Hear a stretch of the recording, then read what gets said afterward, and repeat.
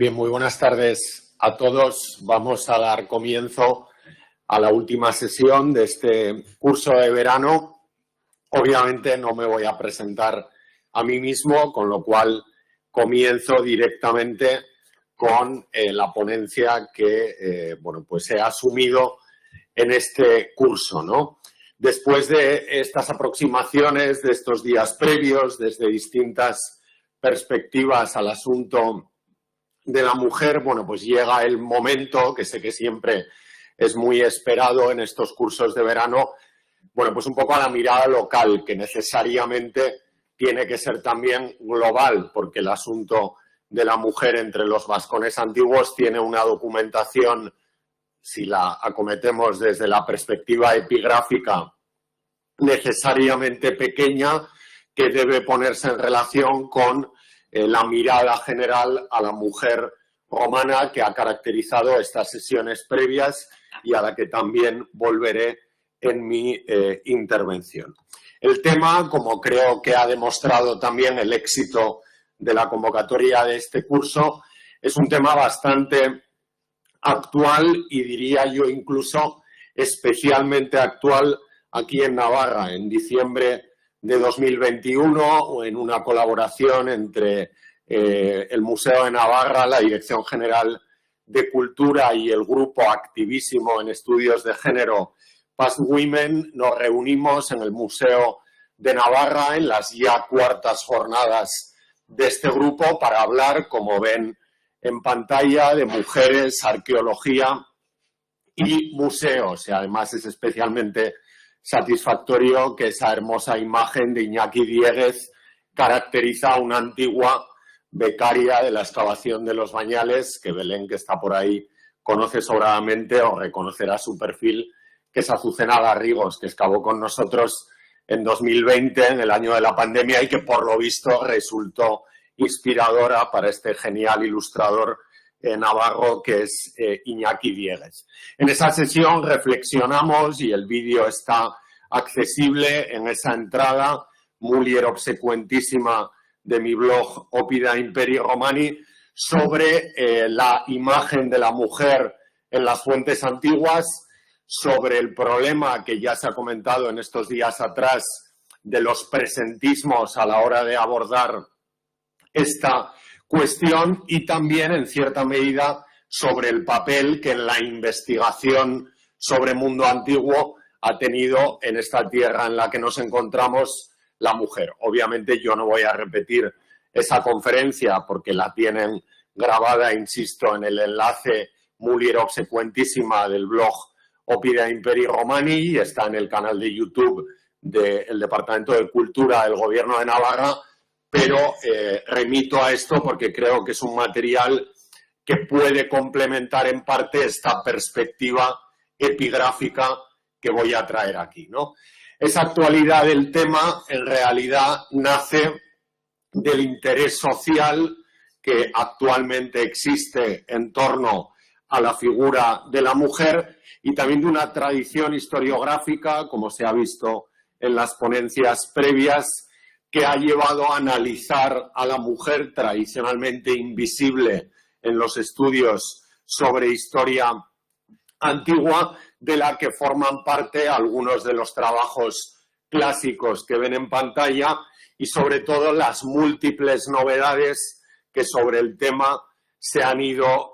desarrollando dentro del marco de esa gender perspective, de esa perspectiva de género que, como ven por los títulos, no me detengo en ellos porque pueden anotarlos o fotografiar la diapositiva, como suele hacerse, pues afectan al ámbito epigráfico, al ámbito jurídico, al ámbito arqueológico, al ámbito histórico y, pues suponen una buena foto fija de algunas de esas perspectivas en la relación entre la investigación en antigüedad, desde el derecho romano, desde la epigrafía o incluso desde la arqueología ya llamada de género y la figura de la mujer. Pero es que además en nuestro territorio, en el territorio actualmente navarro o en el territorio de los antiguos vascones, es verdad que en los últimos años los recientes hallazgos epigráficos, sobre todo tituli de carácter sepulcral, han vuelto a poner el foco en la acción legitimadora dinástica de las familias de nuestro ámbito que desarrollaba la mujer. Traigo aquí dos novedades. Una que conocí gracias a Pablo Gil, que nos dejó hace algunos meses, un genial arqueólogo y una excelente persona, a la que quisiera rendir también memoria en esta diapositiva, y que, como ven, es un fragmento epigráfico procedente de Andelo, la antigua Andión, en Mendigorría, donde en la última línea claramente la alusión marito permite suponer que probablemente la dedicante de la inscripción fue una mujer. Lo mismo sucede con esta otra pieza que hemos publicado recientemente en el Zeitschrift für Papyrologie und Epigraphie de Colonia, la revista de referencia, digamos, de los epigrafistas. Es una inscripción sorprendentemente inédita que se puede ver en una tapia en Santa Cara y que aparece dedicada, como ven en la segunda línea, a poca epigrafía que sepan, por la alusión a una mater que dedica probablemente el titulus a una maternae y a un materno, ¿no? Con lo cual esos últimos hallazgos epigráficos, hasta donde yo sé que se han producido en el territorio navarro, remiten también al papel que la mujer tuvo en la sociedad romana de nuestro ámbito. Esa actualidad, lógicamente, ha tenido también sus ecos televisivos, ¿no? Tanto la pequeña como la gran pantalla han sabido poner el foco en torno a la imagen de la mujer en todo tipo de producciones, ¿no? Quizá la más conocida es la gran producción de la HBO, ya de algunos años, de 2005 y 2006, la serie Roma, que trataba de destacar todos los perfiles existentes sobre la mujer a tenor de lo que nos dicen las fuentes romanas, ¿no? Desde la matrona ejemplificada en Atiabalba, por ejemplo, de la que se nos dice en Tácito, y son expresiones que ya han salido estos días atrás, que fundamentalmente debe dedicarse a velar por la casa y a inservire liberos, a ser una esclava de sus hijos, a otros perfiles quizá menos determinantes en la escena política, aunque ahí tienen también en la escena a Livia, de la que ya se ha hablado en las conferencias previas, que nos ponen tras la pista de perfiles femeninos menos públicos, como Gaia, por ejemplo, en la serie Espartaco, o Níobe en la serie Roma, que ven en el ángulo superior izquierdo, pero que en cierta medida transmiten también una imagen muy pegada a las fuentes de la acción femenina en la esfera pública, lo explicaba muy bien ayer la profesora Balmaña, y también en la esfera privada, normalmente en el ámbito de la domus, ¿no? En el ámbito doméstico. De hecho, todos esos guiños televisivos, y también este último, la serie El corazón del imperio, que ha promulgado o ha difundido la plataforma de series de Movistar y que ha contado con el asesoramiento tanto de Patricia González, cuyo libro se ha convertido en un auténtico bestseller, y también de Santiago Posteguillo, que tampoco vamos a añadir nada nuevo sobre él porque es sobradamente conocido, se han mostrado, como decía en esa serie, ¿no? Donde conviven guiños a mujeres vestales, guiños a matronas, guiños a mujeres que están un poco en el ámbito del común y que más o menos reflejan la imagen que las fuentes transmiten sobre la mujer en Roma. Dentro de ese contexto de los estudios de género, y a veces no sin cierto presentismo, se ha traído a colación, y yo creo que lo hemos citado todos en estas conferencias, ese pasaje de Tito Livio en el libro 34 de la Urbe Cóndita, en el que reproduce las palabras de Catón en relación al debate sobre la Lex Oppia, ¿no?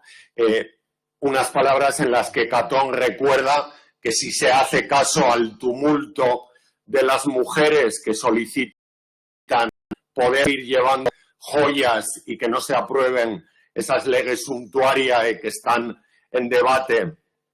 en ese momento, pues dice Catón, les estaremos permitiendo a las mujeres intervenir en los asuntos públicos y poco menos que inmiscuirse en el foro. Un poco más abajo dice, realmente si en esto se salen con la suya, que no intentarán. Ahora hacen peticiones en público a los maridos de otras y lo que es más grave, solicitan el voto respecto de una ley y de algunos maridos incluso lo consiguen, ¿no? Esa función un poco subrepticia de la mujer que se hace pública en los tiempos de la República, que llega incluso al tumultus, como dice explícitamente el texto de Livio, y que en realidad, en las palabras de Catón, podrían recordar a cierta resistencia que a veces en determinados grupos políticos todavía se ve hoy en torno al protagonismo de la mujer en la escena pública. Todo esto justifica claramente las posibilidades que este tema ofrece, el interés y también la relación entre el presente y el pasado que viaja en la aproximación a esto que hemos dado en llamar la historia de género, ¿no? Si dejamos en cualquier caso Roma y nos acercamos al territorio, este monumento tan querido de las proximidades de la ciudad romana de Los Bañales ya apareció hace algunos días, lo cierto es que la mujer, hemos visto los ejemplos de Andelo y de Cara, tiene una notable visibilidad en el ámbito vascónico y en concreto en la epigrafía del ámbito vascónico. La promotora de este gran monumento, que ha sido de hecho esta mañana protagonista y lo será en los próximos meses del programa La Aventura del Saber de la 2 de Televisión Española en el marco de una serie audiovisual, Valete vos Viatores, que hemos creado en la Universidad de Navarra con un proyecto europeo. Bueno, pues la gran promotora de ese acotado funerario es nada menos que una mujer, una ingenua, la señora Atilia Festa, hija de Lucio. Ya en la ciudad romana de Los Bañales sucede lo mismo. Uno de los últimos actos evergéticos fechados, probablemente a comienzos de la época de Trajano en el pórtico occidental del Foro de Los Bañales, tienen también a una mujer como promotora, esta señora llamada Pompeya Paula. Eso nos exige, lógicamente, que si queremos caracterizar cómo era la vida de la mujer en la sociedad romana del ámbito vascón, miremos al ámbito urbano, porque esa dimensión pública de la mujer cobró especial importancia en el escenario cívico, porque la ciudad fue esencialmente el centro del medio epigráfico, ¿no? De hecho, en las ocasiones en las que encontramos a la mujer haciéndose visible desde el punto de vista epigráfico, o lo hace en relación a los varones, como se ha dicho aquí en las conferencias previas, o lo hace desempeñando prácticamente esos dos únicos sacerdocios reservados a la mujer, las vestales en Roma y las flamínicas a escala provincial y a escala local, las sacerdotisas del culto imperial. Lógicamente, analizar la perspectiva femenina a partir de la documentación epigráfica tiene una ventaja, y es que, como ustedes saben, el hecho epigráfico es extraordinariamente omnipresente en la sociedad romana. El hecho epigráfico tiene una amplitud muy notable y es claramente polifacético, y tenemos muchos ámbitos en los que la mujer se deja ver, incluso en documentos en los que su objetivo, por así decirlo, o el objetivo de los comitentes no era representar específicamente a la mujer. Por ejemplo, de todos es conocida y ha sido citada en alguno de los debates y también en la charla de la profesora Irene Mañas, la Laudatio Turiae, ¿no? Esa alabanza de época de Augusto, ese elogio fúnebre a una esposa de época de Augusto en el que se enumeran una serie de domestica bona, una serie de virtudes domésticas de la mujer que curiosamente, ahora que se ha dado tanto o se ha puesto tanto empeño en reivindicar el texto de la Lesopia, quizá a veces pasamos un poco por encima de ellas porque quizá nos resultan anacrónicas para nuestra sociedad, pero son las virtudes que ese discurso, obviamente aristocrático y asumido, no sabemos si de buen grado por imposición por las mujeres del común, se mostraba como el ideal femenino. También tenemos en la correspondencia escrita de época romana, por ejemplo, las tablillas de Vindolanda, junto al muro de Adriano, determinados detalles sobre el día a día de la mujer de un comandante, Flavius Cerialis, ¿no?, que mandaba en el acuartelamiento de Vindolanda, ¿no? Una de estas señoras, Claudia Severa, escribe a Sulpicia Lepidina invitándole a la fiesta de cumpleaños de la primera y da la sensación de que, bueno, la vida en el cuartel era muy entretenida para los varones, pero la propia Claudia Severa se aburría bastante y necesitaba de excusas y de pretextos para recibir a otra mujer en el campamento y poder tener un cierto asueto, ¿no? También las proclamas electorales, los candidatorum programmata de Pompeya, que llenan la vía de la Abundanza y otras vías, ahora que se está excavando la Regio Quinta de Pompeya y siguen saliendo nuevos programata y nuevos grafitos, a veces entran o irrumpen en escena también las mujeres, ¿no? La profesora Rodá se refirió a las mujeres,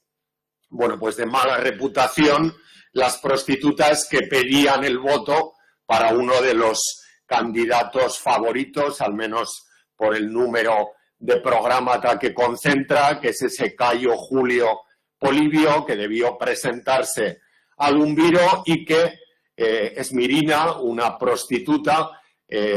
pidió el voto por él y alguien se apresuró poco después a borrar el nombre de la persona del rogator que había pedido el voto. Ya saben que en las campañas electorales romanas el candidato no pedía el voto en las proclamas electorales, lo hacía de otra manera, a partir de una frecuentación y de un ámbitus en el entorno más próximo, pero sí podía conseguir que determinados líderes de opinión pidieran el voto para él. Lo que pasa que en ocasiones, como decía la profesora Rodá, que determinadas personas de este perfil social lo pidieran, pues podía llegar a ser contraproducente. También en el ámbito doméstico hay algunas inscripciones muy hermosas que ilustran ese perfil de la mulier lanífica, de la mujer que se dedica al cuidado de la lana y al tejido en el ámbito doméstico, ¿no? Por ejemplo, este hermoso pondus, esta pesa de telar recuperada en las excavaciones de Caesar Augusta y que publicó hace ya algunos años mi maestro, el profesor Francisco Beltrán, donde, como han visto en la diapositiva anterior, antes de la cocción del pondus, de la pesa de telar, un amante había dirigido ese hermoso deseo a su amada, que era un deseo relacionado con una función básica de la mujer en el ámbito doméstico, que era el de tejer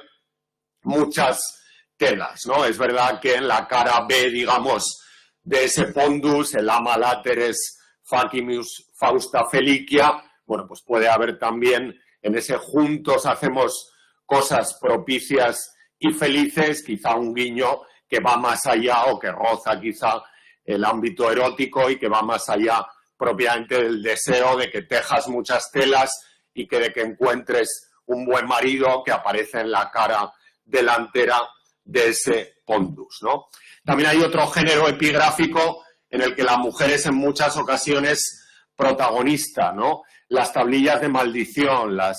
tabellae de fictionum, las de ficciones, como tradicionalmente las llamamos. Se habló aquí de la fuente de Ana Perenna en Roma, expuestas todas esas de ficciones en el Museo Nazionale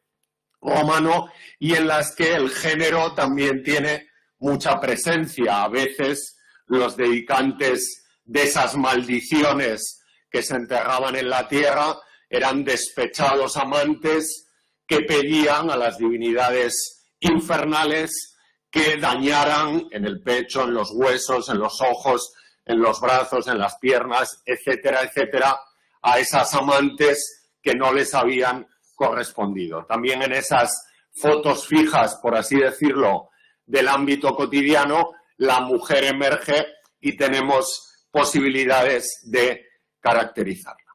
Teniendo en cuenta esa pluralidad de escenas y de datos que la documentación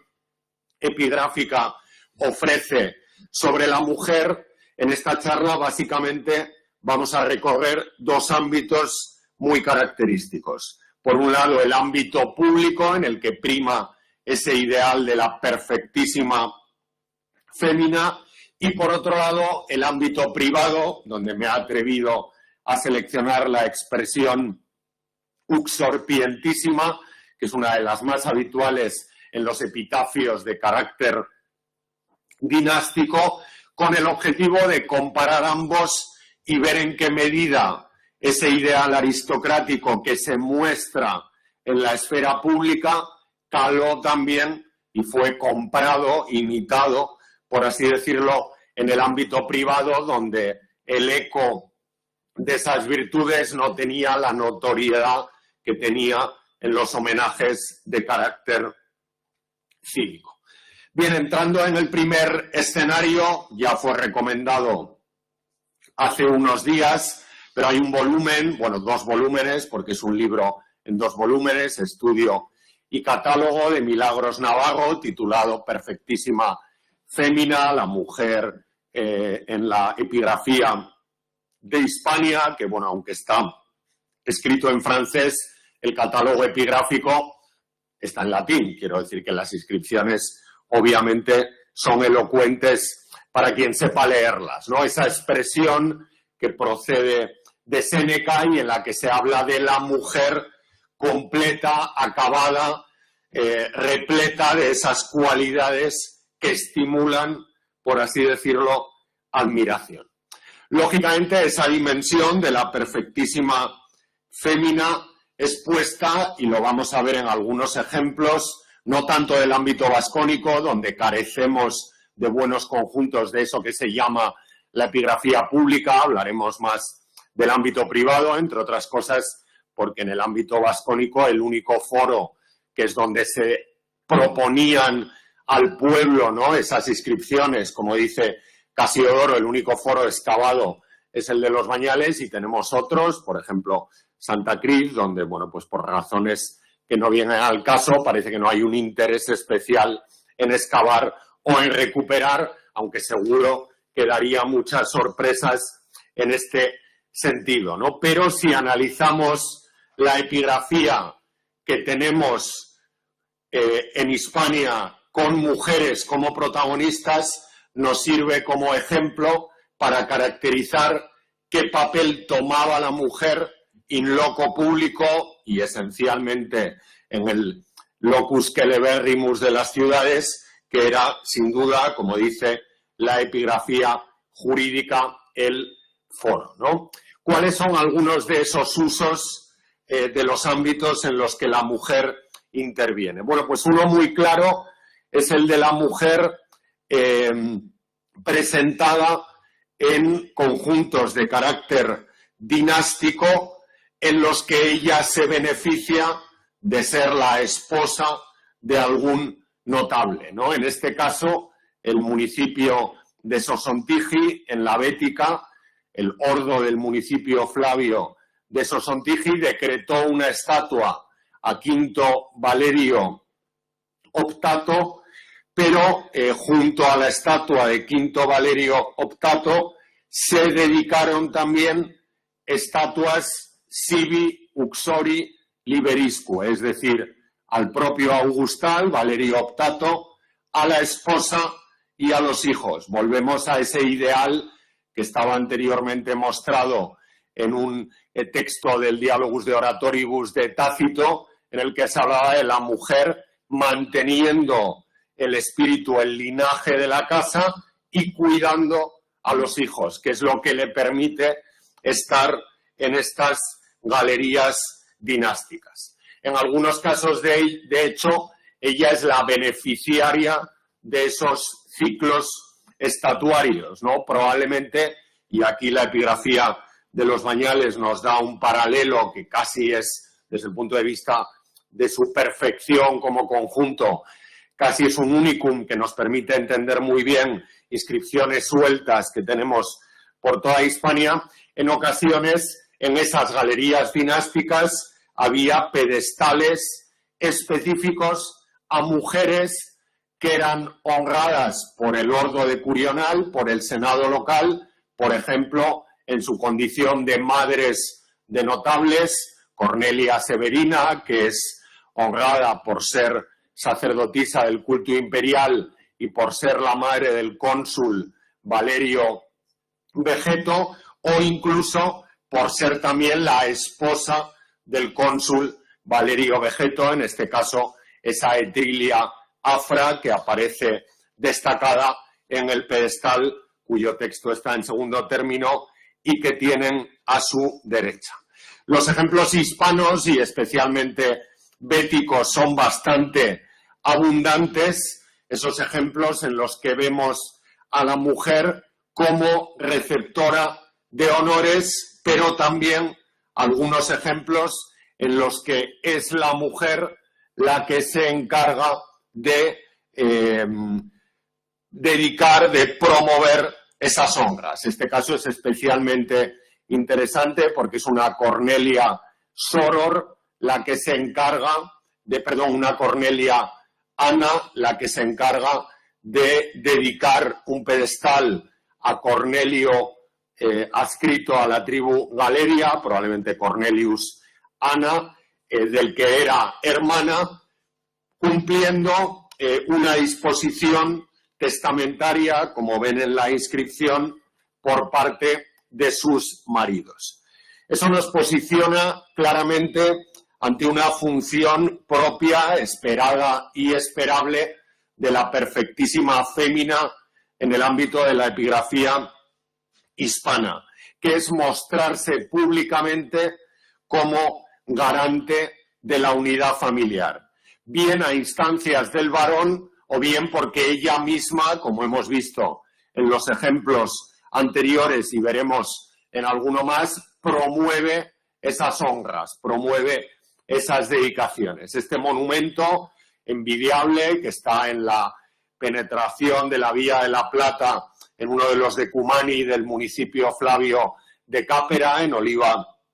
de Plasencia, en Cáceres, fue dedicado por uno de los grandes evergetas locales ilusitanos, que es Marco Fidio Macro, Marcus Fidius Macer, que colocó estatuas ecuestres a él mismo, pero que en la cara opuesta del arco, que se adivina un poco en la parte trasera en esta hermosa recreación de García y Bellido, colocó nada menos que una estatua a su madre y también a su abuela, componiendo en el arco que él mismo había pagado una especie de foto fija de la dinastía local. Máxime, teniendo en cuenta que Marco Fidio Macer recibió la ciudadanía romana en época Flavia, por tanto, en virtud de la extensión del derecho latino por Vespasiano, y le interesaba especialmente demostrar que él procedía de una nueva extracción sociopolítica, aunque su madre y su abuela no habían gozado de la ciudadanía romana. Esta idea un poco del sueño americano, del sueño romano, que la epigrafía romana, lo decía la profesora Roda el lunes, tanto exaltó, ¿no? No es que fuera una proyección social tan frecuente, pero cuando se daba, Roma se encargaba de proponerla como modelo para mostrar que incluso alguien que procedía por su madre y por su abuela de un ámbito peregrino podía, en virtud de una serie de privilegios concretos, alcanzar la ciudadanía romana. Decíamos que en ocasiones la mujer se beneficia de ese deseo del hombre de representar toda la gens de la que procede, pero en otras ocasiones también es la propia mujer, en este caso Engérica Quintia Proba, que construye un arco en honor de ella misma, de Porcio Rufo y de Porcio Rufino, probablemente su marido y uno de sus hijos. Como ven, además, luego veremos algún ejemplo más notable, haciendo un desembolso extraordinario, porque se nos dice el coste de las estatuas que alcanzó los 40.000 sestercios. No hace falta irse al sur del Conventus Tarraconensis, que es donde está Gérica, para encontrar casos como este, ¿no? Esta curia, si es la curia, ¿no?, del municipio lavitolosano, en la Puebla de Castro, en el somontano de Barbastro, en la provincia de Huesca, que apareció en los años 90 rodeada de pedestales, aunque el gran protagonista de la dedicación y del edificio es el marco Clodio Flaco, que aparece en la inscripción de la izquierda y cuyo pedestal, junto al del genio del municipio, estaba en el eje de esa estancia que, como ven en la recreación que hay a la derecha, reunía al Senado local. La promotora fue una señora llamada Cornelia Neila, que cumplió un testamento que implicaba regalar a la ciudad un recinto para que los decuriones, probablemente cuando la Vitolosa se convierte en municipio Flavio, pudieran reunirse con una galería de los grandes notables de la ciudad y con las reuniones presididas por una estatua. Solo hemos conservado el pedestal, la estatua probablemente sería de bronce y fue reutilizada al genio de la ciudad. Es un caso muy parecido al que tenemos en una de las escuelas de representación del Foro de los Bañales. Una pareja de notables, Marco Fabio Novo y Porcia Faventina, homenajean al emperador, pero aprovechan para colocar junto a las estatuas suyas y a la estatua presumiblemente del emperador Domiciano, si la identificación de la estatua que habría encima y la datación es correcta, estaríamos en torno al año 84 después de Cristo, utilizan ese espacio para representar a un varón de la misma familia, a la derecha Lucio Fabio Plácido, y a una perfectísima fémina de la misma familia, probablemente tía de Porcia Faventina, que es una de las promotoras, llamada, como sabemos por la inscripción, Porcia Germula. También en los Bañales, pero en el territorio rural de la ciudad, salvaguardando la imagen familiar, tenemos ese extraordinario monumento de Atilia Festa, que honra la memoria de su Optimus Pater, Lucio Atilio Festo, y de su Abus, su abuelo, Cayo Atilio Genial, ¿no? Un monumento hecho para ser visto al pie de la vía Caesar Augusta Venearnum y hecho en un momento en el que Atilia Festa, como dice muy bien en la última inscripción, todavía estaba viva, pero quería asociarse al prestigio de su padre y de su abuelo y redondear, por así decirlo, esa imagen dinástica. Aunque el monumento de los Atilios es de época Flavia final o Trajanea inicial, por una serie de razones decorativas y de carácter epigráfico que no vamos a entrar en ellas, parece que en esa zona, el área más oriental del territorio de los antiguos vascones, ya desde época Julio-Claudia, la mujer actuaba como promotora de honras a personajes distinguidos. En un mausoleo funerario sensacional, reutilizado en el Torreón de Sofuentes, tenemos a esa Cornelia Plácida dedicando un homenaje a otro Atilio, no tienen por qué estar emparentados, quizás sí, Cayo Atilio Aquilo, que debía ser alguien de ámbito militar, a juzgar por esa congeries armorum, esos despojos de armas, cabezas de atis, escudos y guirnaldas que decoran ese sensacional monumento. También en Santa Cruz tenemos un caso muy singular, una de las pocas y no la única figura pública que conocemos dentro de la generosa epigrafía de Santa Cruz de Eslava, que es la figura del dispensator publicus de nombre griego Acenio, que era el responsable de una caja de préstamos con la que contaba el municipio. Lo conocemos por la decisión, probablemente de su compañera, de su esposa, Antonia Chrysaeis, de colocarle ese homenaje por la procedencia de la inscripción, que no está clara, no sabemos si es un homenaje en algún recinto del foro o si es una placa encastrada en algún monumento funerario. En cualquier caso, es la mujer, Antonia Chrysaeis, la responsable de dar visibilidad a un personaje de extraordinaria riqueza, probablemente. Los dispensatores, lo dice el Satiricón de Petronio y otras fuentes, en tanto que manejaban mucho dinero, eran gente con bastantes posibilidades económicas. De hecho, su esposa, probablemente una liberta, Antonia Chrysaeis, el cognomen, que está emparentado con el término oro en griego, pues también nos habla de ese contexto de riqueza. Bueno, ya saben los que alguna vez han visitado Santa Cruz conmigo que yo pienso que el agiotopónimo Santa Cruz procede de una lectura confusa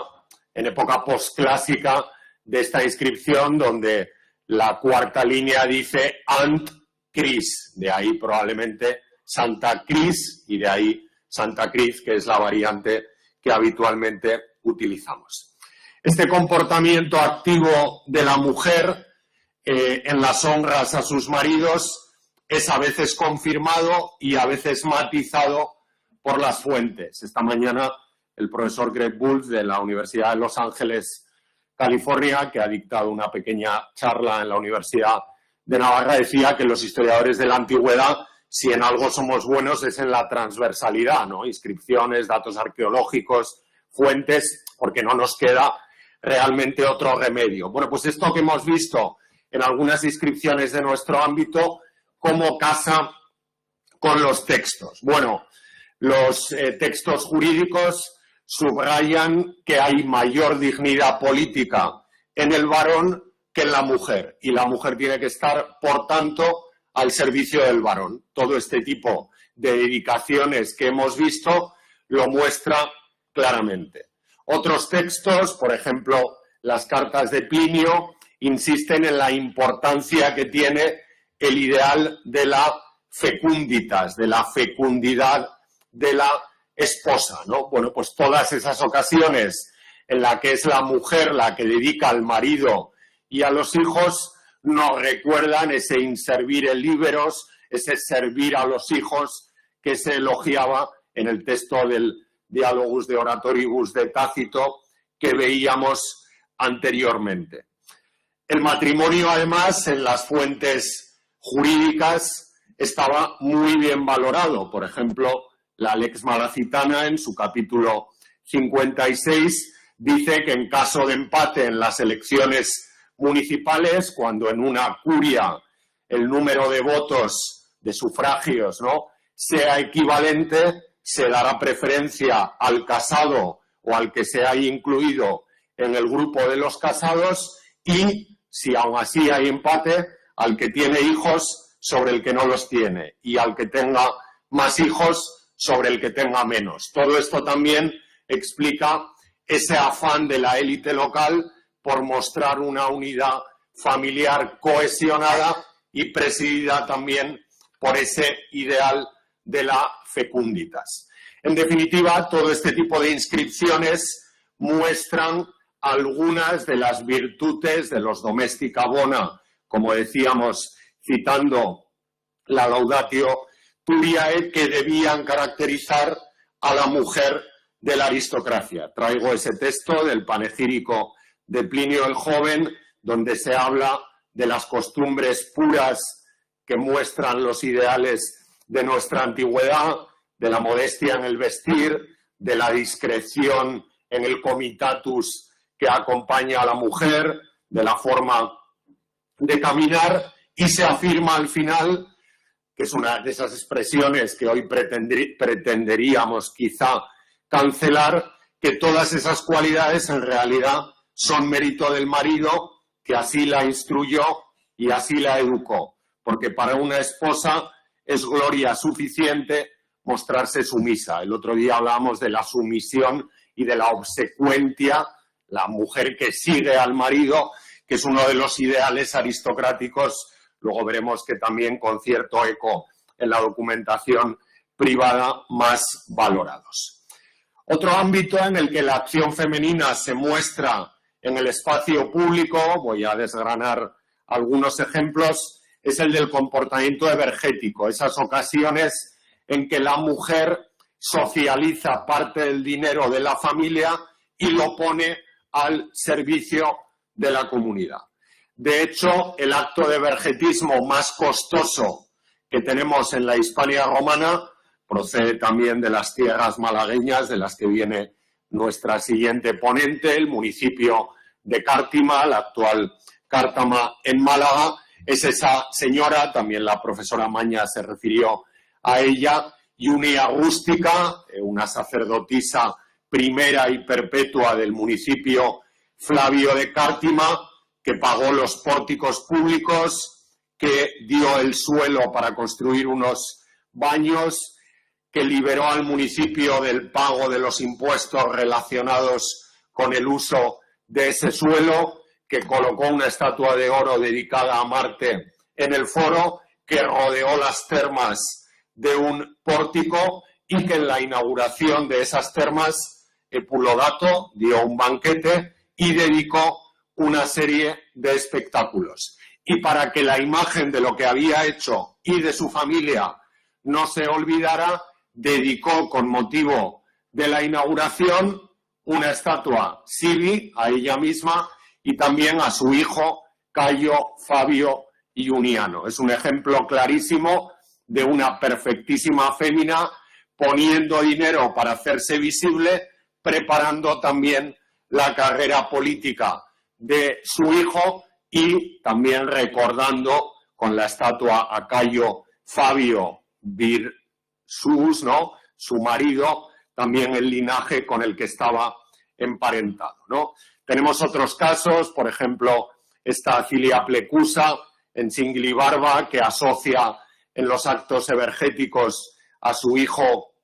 y a su nieto, esta Boconia Vita de Tagili en el centro de la provincia de Jaén, que también es uno de los actos evergéticos más generosos que tenemos en la península ibérica. Pagó unas termas, celebró unos juegos de circo, dio un banquete y, demostrando que lo importante no es construir los edificios termales, sino también que el pueblo los pueda utilizar, estableció una fundación de 2.500 denarios para que el municipio pudiera comprar,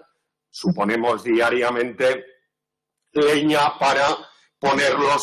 en funcionamiento. Algo semejante a lo que se hizo en este acto evergético en el que intervienen Cayo Semproniano y su hija Sempronia Fusca, que bueno, pues reservaron también terreno en torno a 300.600 pies cuadrados de bosque para que el municipio pudiera talar y alimentar el prefurnium de las termas de Aurgi, ¿no? Ese evergetismo femenino tiene además algunos rasgos que lo hacen singular y que lo hacen característico y que definen algunos de los que, a mi juicio, son estos valores sociales femeninos, ¿no? Por ejemplo, es muy habitual que en la epigrafía hispana y también en la de África, cuando el ordo local, es decir, el senado local, decide honrar a uno de sus hijos ilustres varones con dinero público, sea la madre o la esposa de ese hijo ilustre la que condone al municipio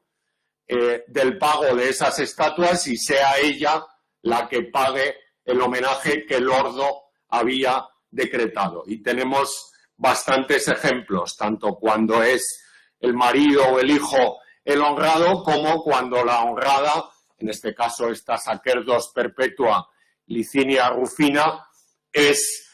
honrada por el ordo y ella misma libera a las arcas municipales de semejante gasto y decide poner dinero para que al municipio ese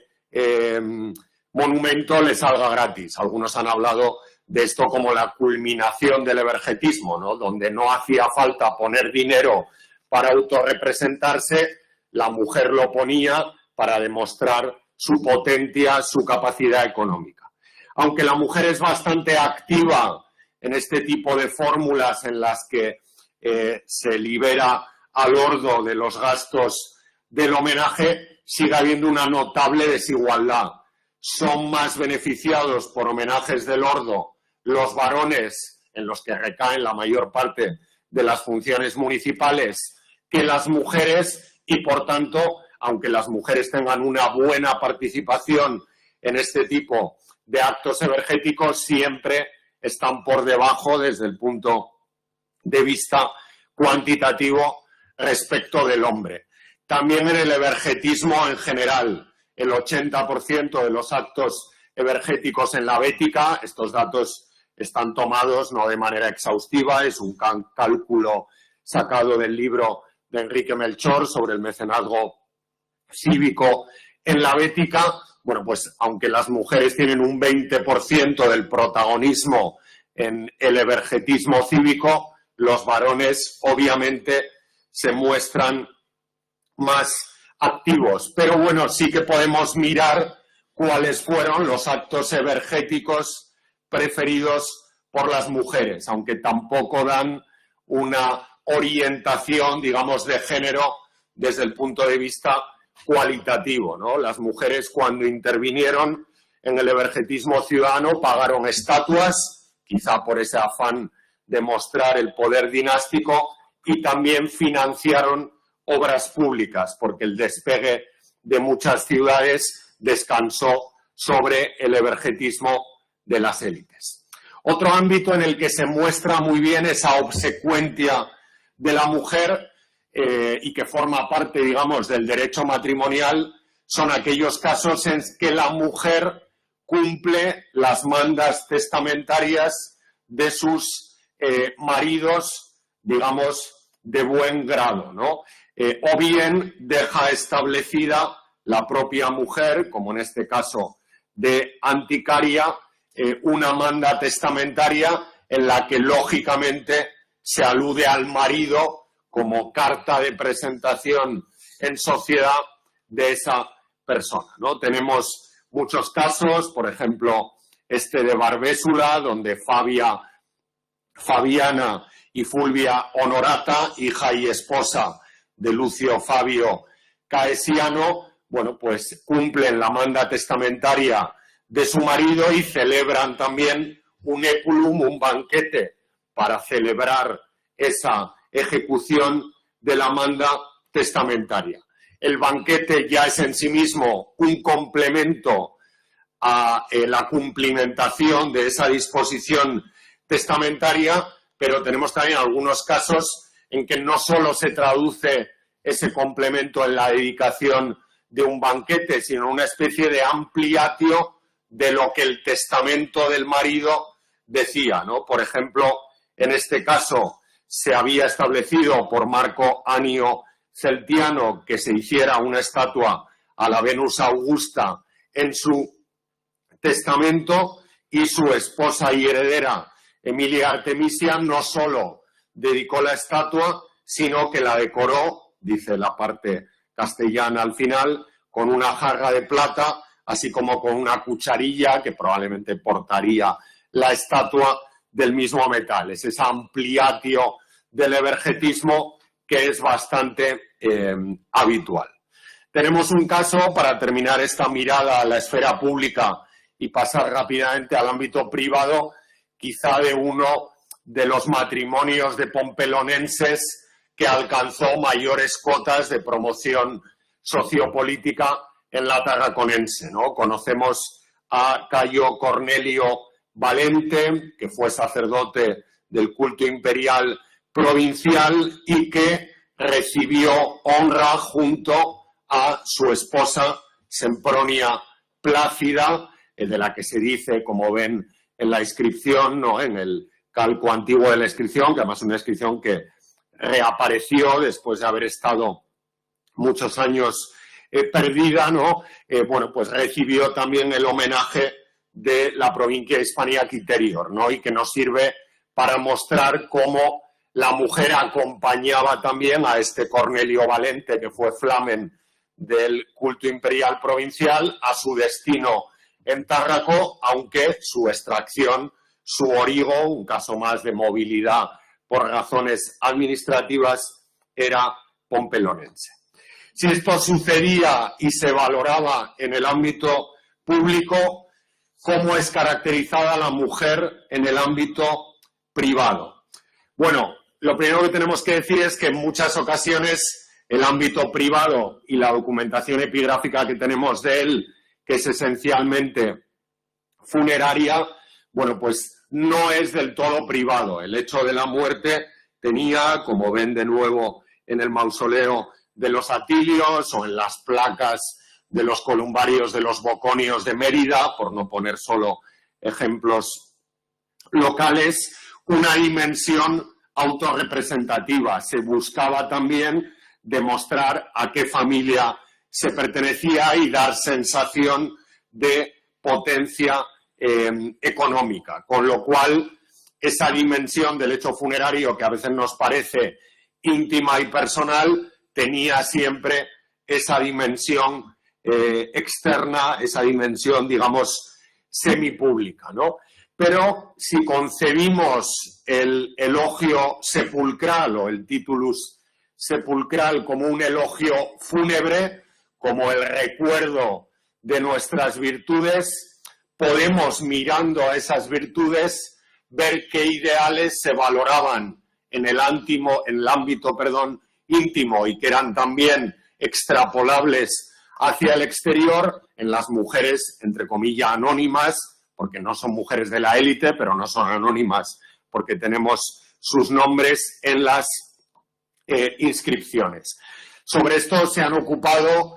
algunas investigadoras, Carmen Delia Gregorio Navarro, que es discípula de Rosa Marina, que estuvo aquí en esta mesa ayer, y de la profesora Almudena Domínguez, de la Universidad de Zaragoza, que se ha ocupado de los elogia funebria de Tárraco dedicados a mujeres, y también una discípula mía en una tesis en codirección con Charo Hernando, de la Universidad Complutense, que se defenderá próximamente, Laura Díaz, que ha publicado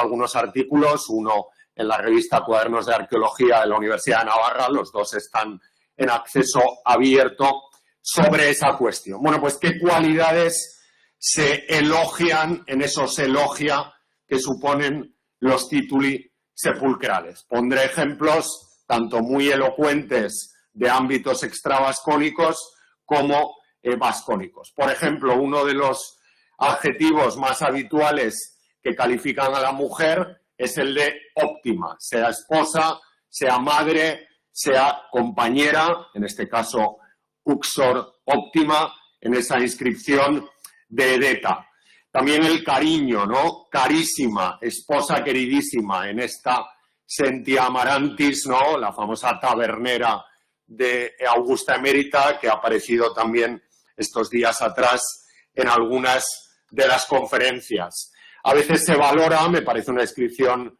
muy deliciosa esta de Valentia, que la esposa de uno sea rarísima et simplicísima, no porque tuviera muchas rarezas, que no significa eso rara en latín, sino bueno, porque era un espécimen exclusivo, digamos, ¿no? Muy singular, y se valorara esa singularidad y esas simplicitas, que es otra cualidad bastante recurrente en las virtudes domésticas que se exhiben en los tituli. También la dulzura, uxor dulcísima, es bastante habitual. La fidelidad, uxor fidelísima, también a veces acompañado del adjetivo carísima, como en esta hermosa inscripción de Sagunto, y también la pietas, ¿no? La mater o la uxor, en este caso una mater pientísima, ¿no? Porque la pietas es también una virtud muy asociada incluso en la propaganda al ámbito familiar. Bueno, ahí he realizado un pequeño escrutinio de los elogia doméstica del ámbito funerario en la provincia de Hispania Citerior y ven un poco cuáles son las cualidades más valoradas, ¿no? Benemérita, óptima, carísima, luego hay otras como honestísima, bueno, que nos dan un poco ese campo semántico de los doméstica bona femeninos, ¿no? Una pequeña mirada estadística a la epigrafía funeraria hispana, exclusivamente en dedicaciones a esposas, ¿no? Si eso lo aplicamos al ámbito vascónico, aquí he hecho un escrutinio exclusivamente de las inscripciones romanas del Museo de Navarra, no de las que están expuestas, sino de las que se publicaron en el libro del 82 de Carmen Castillo, María Dolores Mauleón y Joaquín Gómez Pantoja, para que tengan ustedes una cierta imagen, ¿no? Fíjense cómo la mujer tiene un gran protagonismo en la dedicación de honras sepulcrales en las inscripciones o en esa muestra de las inscripciones del ámbito vascónico. Normalmente los beneficiarios de esas honras mayoritariamente son los maridos, aunque hay casos también en que se honra al padre, se honra a la hermana o a algún personaje indeterminado, ¿no? Y tenemos varios ejemplos, ¿no? Esta inscripción de la venta de Eslava, vinculada a una de las propiedades rurales del ámbito de Santa Cruz, donde Cornelia Flavina dedica el monumento funerario a su esposo. Ella se presenta como Uxor Valerius Ursinus. Estos dos hermanos, Valeria Eraste, que dedica también del entorno de Santa Cruz, de Gallipienzo, en la honra fúnebre a Valerio Tirmo, o esta, que probablemente es la inscripción romana, una de las más tardías y de las mejor conservadas que tenemos en Navarra, procede también de la necrópolis de Santa Cruz, pero ahora puede verse en el Museo de Castejón, en el que Aprúncula dedica, ya estamos en el siglo III, una honra a su soror carísima, a su hermana queridísima de 25 años, Pícula. Bueno, pues este tipo de relaciones familiares acompañadas de esos elogia o sin ellos. Por ejemplo, esta inscripción, que también es bastante tardía, de Javier, donde una mujer de nombre Citastelule dedica el monumento a su esposo Leocadio, o esta hermosa inscripción, que hay una réplica también muy original en la plaza de Santa María la Real, en el casco viejo de Pamplona, porque, bueno, pues son dos herederas, mujeres, Festa y Rústica, las que dedican el homenaje a su hermana y a algunos de sus familiares. A veces en esa representación de la mujer no todo es el mensaje textual. También quisieron las mujeres mostrarse como eran en manifestaciones muy singulares del arte provincial. La famosa estela de Ania Buturra, en la que aparece el retrato muy sumario de Ania Buturra, pero con una serie de elementos del mundus muliebris, de estas ornamenta muliebrea, los espejos, los peines, que, bueno, pues forman parte de los objetos del tocador femenino con los que la difunta quería ser recordada, o incluso esta hermosa pareja, quizá el primer matrimonio fotografiado en el territorio actualmente navarro, ¿no?, de Eminiano y Anne, curiosamente un nombre que tiene aquí Anae, ¿no?, su primera atestiguación en nuestro ámbito, que se hicieron representar en esa estela tan tosca, pues con un símbolo de fidelidad, con la de Extrarum Iunctio, que es la que les había casado y unido en matrimonio, ¿no? En ese contexto vemos claramente cómo muchas de las virtudes que aparecen, por ejemplo, en la Laudatio Turiae, la obsequentia, la comitas, la facilitas, la habilidad con la lana, la piedad sin superstición, la sobriedad, la modestia, tienen una cierta presencia en la historia de la representación femenina, también epigráfica, no solo en época de Augusto, este texto de Plinio ya de época de Trajano, si ustedes hacen la comparación, reproduce prácticamente los mismos adjetivos para lo que es una mujer excelsa, una fémina máxima, y encontramos muchos epitafios que imitan, no en nuestro ámbito, sino en los ámbitos mejor documentados, como la capital provincial, esos elogios en los que no solo hay un adjetivo para caracterizar a la mujer o a la esposa o a la madre, sino que se hace un verdadero compendio de esos domestica bona. Fíjense en esta inscripción de Tárraco, donde se dice de la difunta que es santísima, dulcísima, inocentísima y amatrici comparis, ¿no? Una amante, digamos,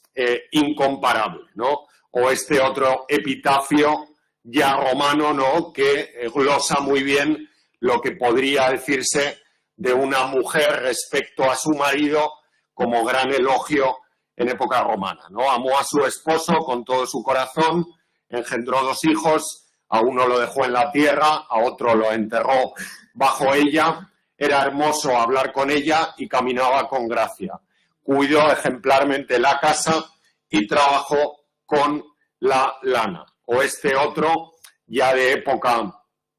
tardía, en el que se habla de una esposa, Postumia Matronila, como esposa incomparable, buena madre, abuela piadosísima, virtuosa, religiosa, laboriosa, sobria, vigilante y solícita. El otro día alguien preguntaba aquí cómo esos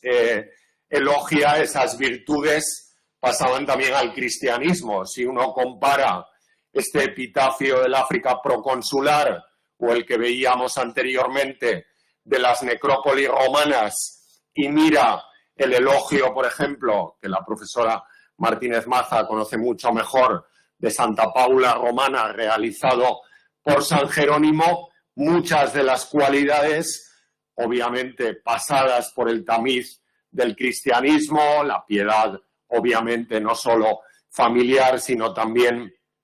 con Dios, nacen en toda esa tradición, digamos, pagana, que colocaba y proponía un ideal de mujer que fue también abrazado, por así decirlo, y en parte modificado, en parte continuado por las fuentes cristianas. Bien, como conclusión, quizá nos podríamos plantear la pregunta, con este aparato epigráfico, de si la mujer fue visible o invisible en la sociedad romana, si llegó realmente, a partir de las inscripciones, a salir del gineceo, digamos, de su ámbito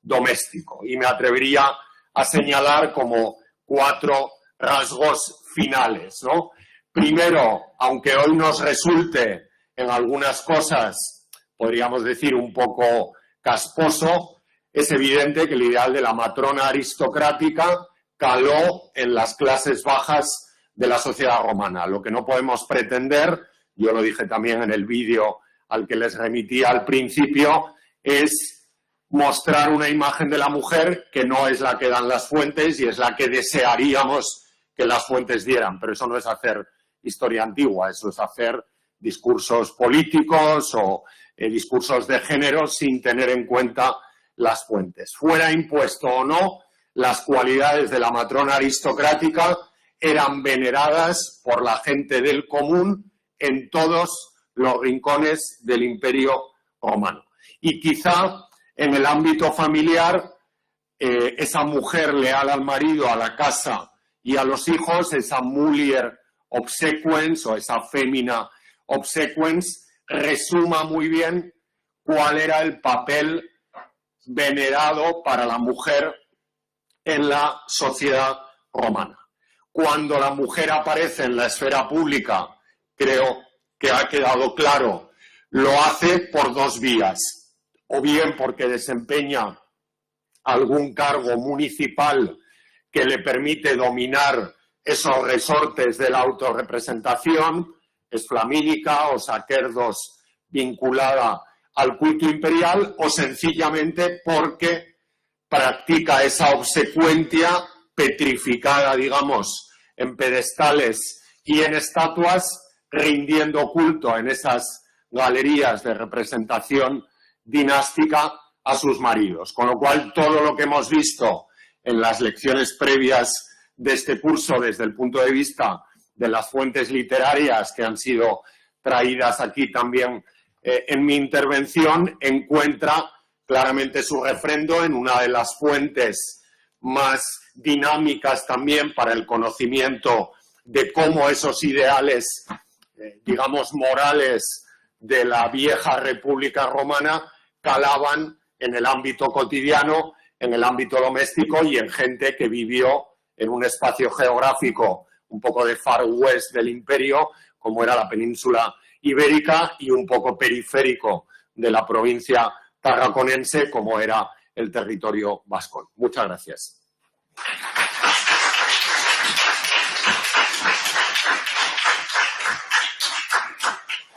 Bien, pues abrimos turno de preguntas, tanto en el chat como en el aula. Y como siempre, obviamente, para quien esté en el aula, hay un regalo, es tradición de los cursos de verano de la UNED de Pamplona, para la primera pregunta. Así que anímense, que la primera tiene premio seguro.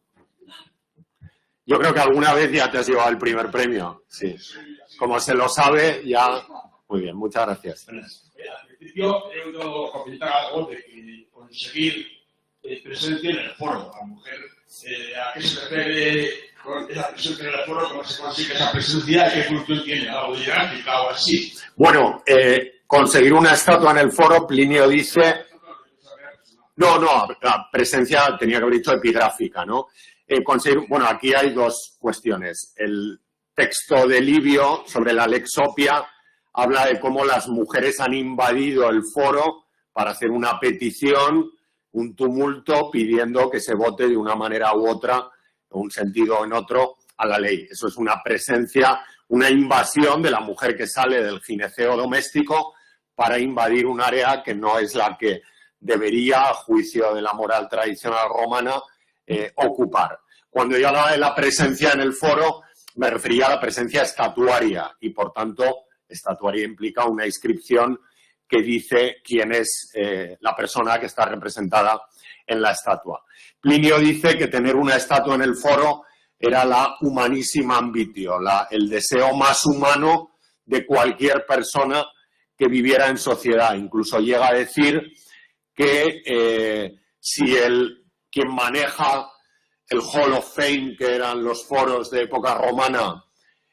no te rinde el honor de tener una estatua, siempre hay subterfugios para que tú tengas presencia en el foro. Y la mujer utilizó muy bien ese vericueto, que es: yo no merezco estar en el foro, pero soy la madre de este cónsul, soy la esposa de este flamen o de este dumbiro, o estoy realizando la manda testamentaria de mi marido, y por eso ahora vais a ver mi imagen y la de mi linaje en el foro, porque yo conquisto ese espacio al haber sido esposa, vamos a decir, obsequens del marido, que es el verdadero beneficiario de esas honras. Y la otra vía era la del evergetismo, ¿no? Bueno, pues para que se recuerde mi nombre voy a hacer un acto evergético notable, probablemente quizás sugerido también por el marido como una vía de mostrar la potencia familiar, Pensad que desempeñar, como pasa en tantos ámbitos municipales ahora, ¿no?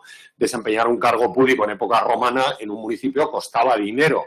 Entonces la gente tendía a votar a las familias que demostraban tener más dinero por si había un desabastecimiento en la ciudad, pues que estemos en manos de quien pueda gastarlas. Probablemente al marido de Junia Rústica le votaría a todo el mundo porque todo el mundo sabía que el capital de Junia Rústica procedía de la familia de ella y de la familia de él y que el municipio cartimitano estaría en muy buenas manos si una mujer era capaz de construir y dedicar todas esas estatuas, termas, etcétera, que decía la inscripción, ¿no? Eso es un poco ganar presencia en el espacio público, conseguir visibilidad en un ámbito que habitualmente era de los varones y que manejaban los varones, porque el Ordo Decurionum no permite a las mujeres. El Senado local es como en Roma, un Senado de varones, ¿no? De hombres. Gracias. Luego pasas a recoger el premio. ¿Y las tablillas de la maldición qué destino tenían? Porque me seguro que no eran para monumentos funerarios, ¿sabes? Bueno, a veces se enterraban en monumentos funerarios porque se consideraba que los dioses del inframundo tenían más presencia en los monumentos funerarios porque a ellos se les encargaba la custodia, esos dioses manes, se les encargaba la custodia de los espíritus familiares. Entonces, las deficciones es bastante habitual encontrarlas en monumentos funerarios. Por ejemplo, revisando material de la necrópolis de Santa Cruz, hay una tablilla de plomo enrollada que probablemente sea una deficción, lo que pasa que habrá que abrirla. Digo, tenemos que contar con un restaurador, extenderla y ver, sería la primera deficción que yo sepa que tenemos en el norte peninsular, si finalmente lo es, pero el aspecto es de deficción. Y luego a veces se arrojaban también en fuentes en las que se consideraba que moraban divinidades. En realidad las deficciones eran correos, digamos, enviados a las divinidades del inframundo, a esas divinidades un poco mágicas y no tan propias de la religiosidad oficial, a las que se le pedían cosas que tampoco eran confesables, ¿no? Hacer daño a alguien, que tal escuadra del circo pues tropiece y así yo gane porque he apostado por esa y si no voy a perder dinero, con esas cosas un poco del mundo propiciatorio y mágico que probablemente cuando se depositaron en esos lugares jamás los dedicantes, los que hacían la deficción, ¿no? Pensaron que iban a ser leídas 2000 años después, ¿no? Pero es un ámbito, el profesor Paco Marco, el profesor Alvar también se han ocupado mucho de las deficciones, la profesora, no me sale ahora, Sánchez Natalías de la Universidad de Zaragoza tiene también publicaciones en torno al mundo de la deficción, que es muy interesante porque es esa religiosidad, digamos, no organizada, pero que es la religión que calaba en muchos ámbitos del común y en el que la mujer tuvo una cierta presencia, bien como generadora de la deficción, bien como, bueno, pues parte perjudicada por esa maldición, ¿no? Que el varón despechado, digamos, enterraba, ¿no? Gracias. Me pareció muy bonito que decía que la tierra desea leve. Bueno, esa es una fórmula habitual de la epigrafía romana, muy frecuente a partir de mediados del siglo I después de Cristo, y se refiere a eso, al descanso y a la ligereza de la tierra en el descanso, digamos, eterno, ¿no? Era una manera también de interactuar con, esto se veía muy bien en el documental este que se ha proyectado esta mañana en la 2 de televisión, de interactuar con el caminante, porque de esa manera quien pasaba y leía esa fórmula en cierta medida estaba deseando algo a esa persona que está difunta y en cierta medida, si además leía su nombre, le estaba trayendo a la vida, porque la rememoración, el recuerdo, es la verdadera inmortalidad para los romanos, ¿no?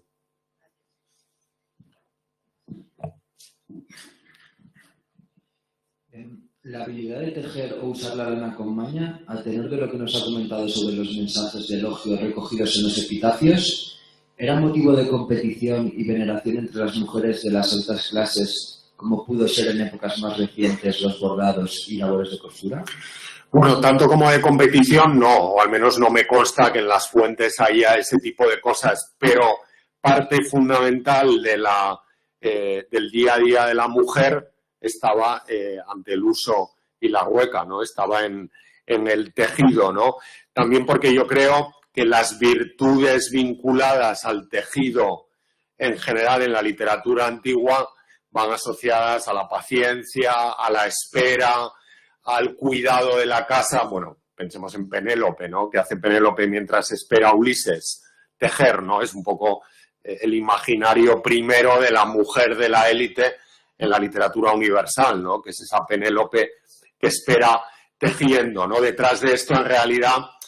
aunque desde una óptica presentista quizá podamos pensar, bueno, es que a la mujer se le encierra en la casa, las labores de la casa, sobre todo en la mujer de la aristocracia, lo que demuestra es un alineamiento con los ideales republicanos que en realidad demuestran la fidelidad, el sacrificio, la laboriosidad, la paciencia, que van implícitas en un trabajo manual como ese, sobre todo porque además de la ropa, lo contaba aquí Rosa Marina ayer, me parece, en un trabajo como ese se beneficiaba todo el hogar, ¿no? La ropa que la matrona tejía era la que llevaban los hijos, era la que llevaba el paterfamilias y en cierta medida sobre el papel, obviamente también comprarían vestidos tejidos por otros, era bueno, pues una imagen del linaje doméstico, ¿no? Hay un pasaje muy bonito también en el Nuevo Testamento cuando los centuriones echan a suertes la túnica de Cristo en la cruz, les llama la atención que sea tejida de una pieza, ¿no? De arriba abajo. Algunos padres de la Iglesia hablan de que la habría tejido la Virgen y que eso era una muestra de la capacidad de trabajo, la laboriosidad. Volvemos a lo que decía ayer Rosa sobre el ideal de la mujer piadosa en San Agustín, ¿no? Porque al final de la mujer se esperaba también un ejercicio de la lanificación excelente porque era la carta de presentación de sus hijos y de sus maridos hacia el exterior. Le preguntan también si puede repetir la dirección de su blog. Sí, por acaso que no la he puesto en la firma del correo, pero yo creo que está en la primera diapositiva. El blog se llama Oppida Imperii Romani y está alojado en Blogspot. Yo creo que ahí se puede ver Oppida con 2 P's, Imperii con 2 I's, Romani con una I, ciudades del Imperio Romano, y la entrada de Muller obsecuentísima, no veo bien porque cada vez veo peor, pero yo creo que es de junio de este año, me parece, o algo así. Bueno, no sé, es que no veo, está ahí tan pequeñito, pero vamos, si ponen Muller obsecuentísima o Imperii Romani, le sale seguro el blog y ahí pueden leer y acceder también a esa presentación, también con otros colegas que hablaron sobre el papel de la mujer más en la investigación y en la arqueología y en la museografía de esta tierra, ¿no? ¿Alguna pregunta más? En el chat, ¿algo más? Perfecto, pues muchas gracias a todos por vuestra atención. Hacemos un descanso y hay 35. Arrancamos con la última sesión de clausura a cargo de la profesora Martínez Maza. Muchas gracias.